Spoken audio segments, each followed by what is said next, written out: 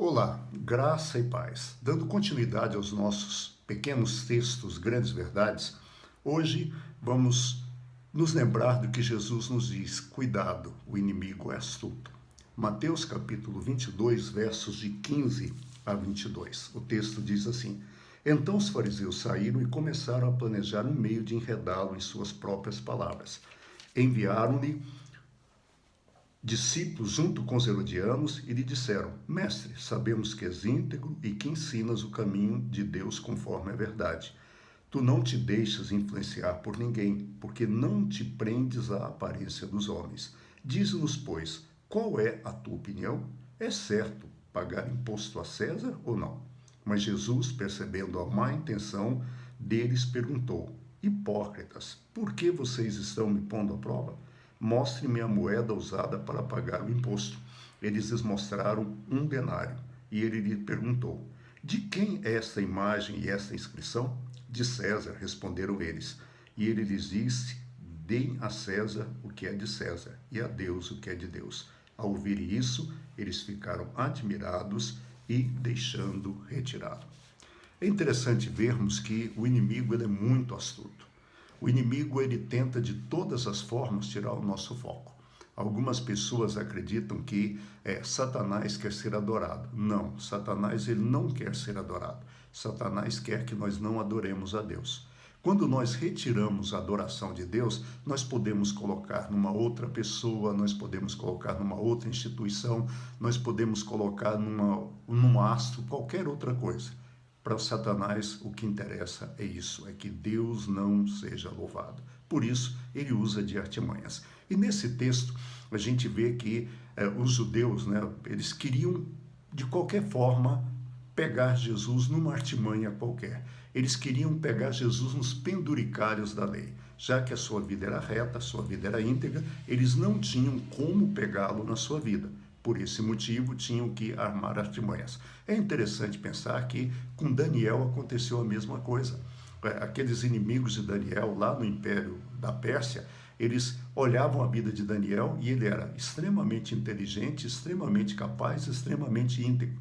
A única forma de pegá-lo era através da sua fé, através da sua crença no Deus vivo. E com Jesus acontece a mesma coisa. E nesse texto nós vemos as artimanhas dessas pessoas. Primeiro, o inimigo é astuto e ele é cheio de artimanhas e gosta muito de bajular. Cuidado com os bajuladores e com as bajulações. Note que tudo que esses bajuladores falaram era verdade.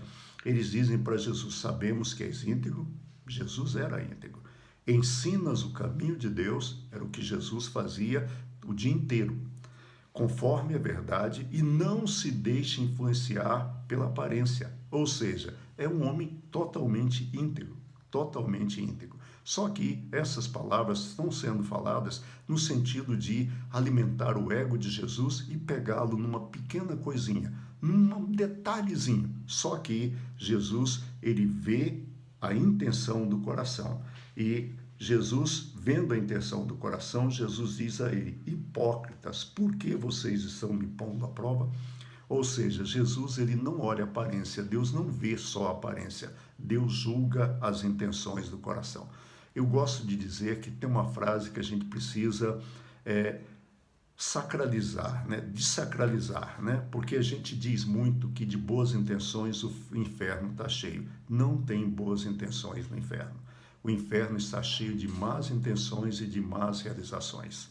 Então, eles fazem tudo isso. E aí, a pergunta que eles têm para Jesus, tentando enredá-lo, é lícito pagar imposto a César? É uma pergunta aparentemente tão simples. Mestre, devemos pagar imposto?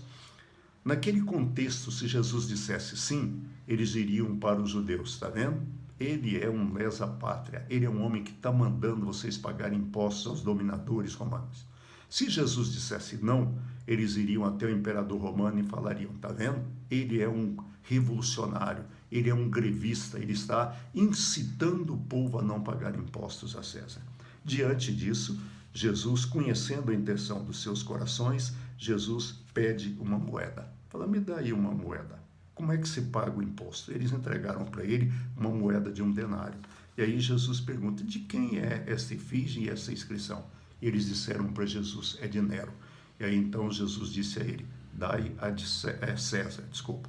E Jesus diz a eles, deem a César o que é de César e deem a Deus o que é de Deus. E eu creio que hoje, em pleno século XXI, eu e você precisamos entender a profundidade dessa frase. Dar a Deus o que é de Deus e dar a César o que é de César. Olha, o que devemos dar a Deus? Devemos dar a Deus toda a honra, toda a glória e todo o louvor. Devemos dar a Deus a direção da nossa vida. Devemos dar a Deus o controle total e absoluto sobre tudo aquilo que temos e que somos.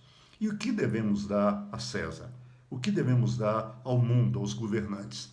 Respeito, pagar os impostos devidos, ser bom cidadão e viver de forma honesta e íntegra. É isso que devemos. Hoje estamos querendo honrar aos governantes e deixar Deus de lado. E mais, falar que aquilo que eu faço na minha política é de Deus. Para com isso, para com isso. Não é tempo para isso. É tempo de entendermos, dar a Deus o que é de Deus e a César o que é de César.